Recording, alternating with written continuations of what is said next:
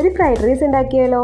അതിനു വേണ്ടി ഞാനിത് ക്യാബേജ്, ബീൻസ്, ക്യാരറ്റ്, ക്യാപ്സിക്കം, സവോള, garlic, pepper powder, soya sauce എടുത്തിട്ടുണ്ട്.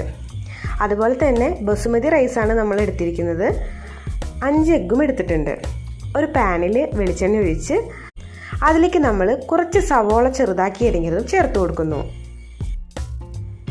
നന്നായി വഴറ്റിയതിന് ശേഷം അതിലേക്ക് ഞാൻ 1 ടീസ്പൂൺ പഞ്ചസാര ചേർത്ത് കൊടുക്കുന്നുണ്ട്. അതെന്തിനാണെന്ന് വെച്ചാൽ പഞ്ചസാര ചേർത്ത് കഴിഞ്ഞാൽ നമ്മുടെ വെജിറ്റബിൾസിൻ്റെ കളറ് മാറാതെ നല്ല ഫ്രഷായി നമുക്ക് കിട്ടും.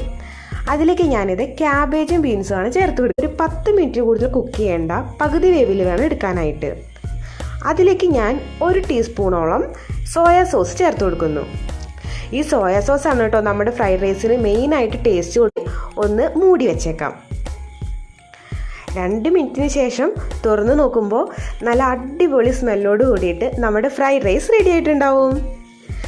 ഫ്രൈഡ് റൈസ് മാത്രം പോരല്ലോ, ഇനി അതിനൊരു കറി കൂടി വേണ്ടേ? അതിനായി നമുക്ക് ചില്ലി ചിക്കൻ ഉണ്ടാക്കി നോക്കാം. നമുക്ക് ടെമ്പറേച്ചറും ടൈമും സെറ്റ് ചെയ്യണം.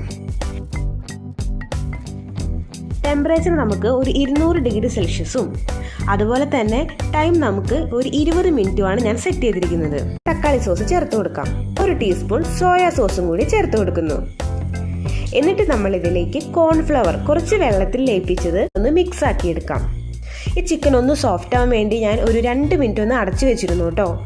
ഇപ്പോഴത്തെ നോക്ക് നല്ല അടിപൊളി ചില്ലി ചിക്കൻ നമുക്ക് റെഡി ആയി കഴിഞ്ഞു.